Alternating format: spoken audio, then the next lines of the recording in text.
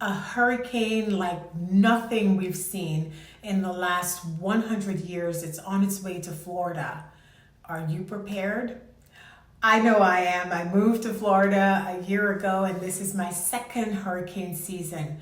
Now, after this 8 series tip that I'm about to give you, you and your family will be better prepared. So we know that hurricanes come with heavy rains, they come with damaging winds, they come with heavy storm surge, deadly ones, and these things are really beyond our control. What we do know is that we can control some simpler things that actually can keep us and our family safe. So here are 8 of those simple things. And you can, if you haven't prepared, you can go implement them right away. So the first thing is, if the storm is in your direct path and they tell you to evacuate, please evacuate. You can replace property. You cannot replace life. So again, if they've encouraged you to evacuate, please go ahead and evacuate. Also, share those evacuation plans with your family and your friends so they know where you are. Tip number 2 is to have a comprehensive emergency kit prepared. And what does that look like? Well, that kit is going to contain your medication and medical supplies.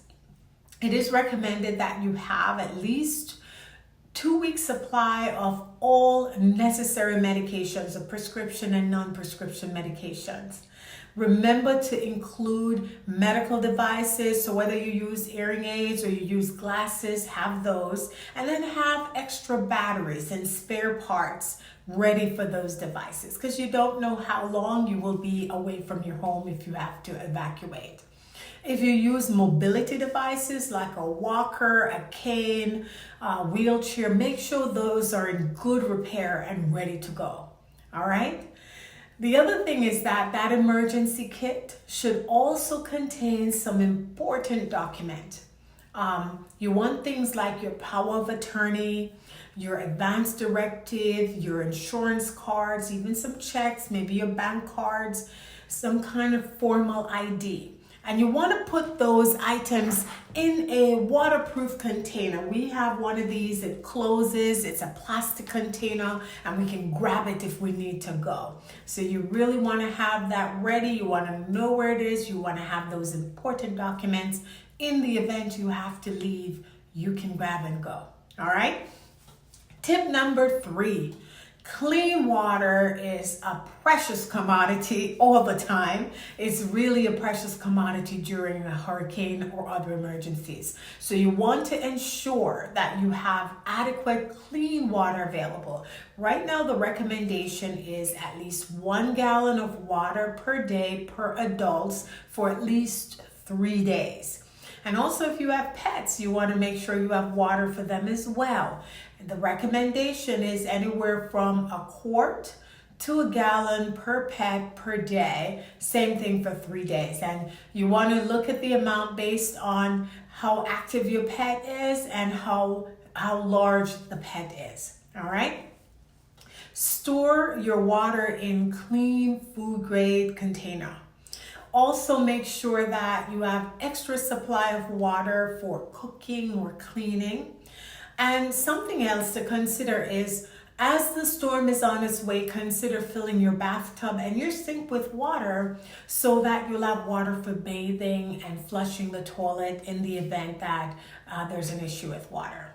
Your emergency kit should also contain adequate amount of non-perishable foods that are easy to access. And these foods should be easy to prepare. So you want foods that have extended shelf life. You want to make sure that they don't need refrigeration. So we're talking about things like canned foods, like canned vegetables, canned fruit, soup, chili. Those you can eat right away, even if you don't have electricity or gas. You want dry goods like crackers, oatmeal, preferably the instant variety in this case, where you can just add water and consume. And if you have things like rice and quinoa and instant pasta, you want them to be the quick cook variety.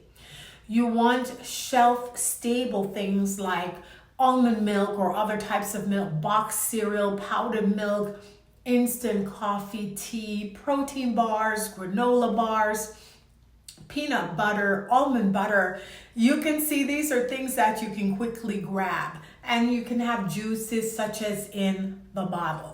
All right. The other thing, number 5, is cash. We never really think about that, but sometimes when power goes out, the ATM and the credit card system might not be working well. So you want to have some cash available. Here's what the experts recommend.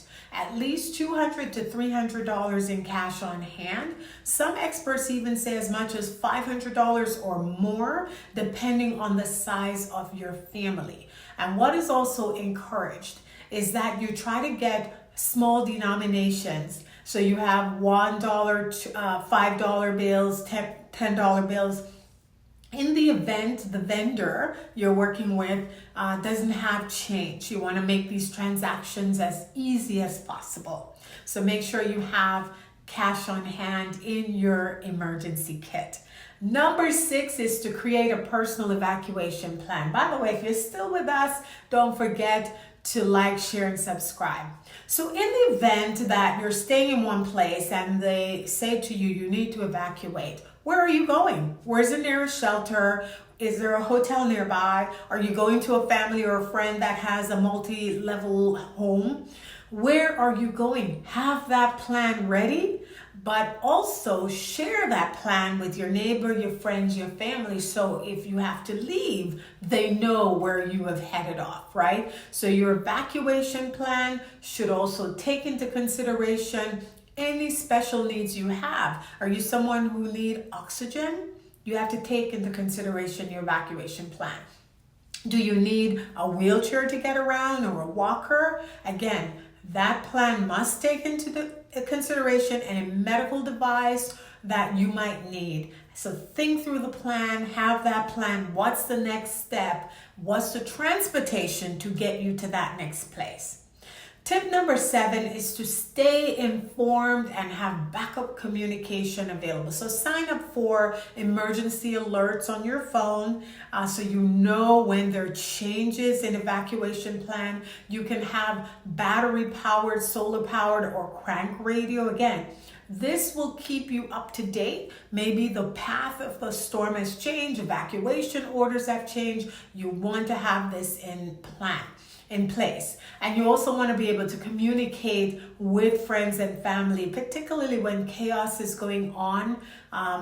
If you have these things set up ahead of time, it will make things a lot easier, particularly if you have to leave your location. Well, what if you're going to stay home like I am going to do?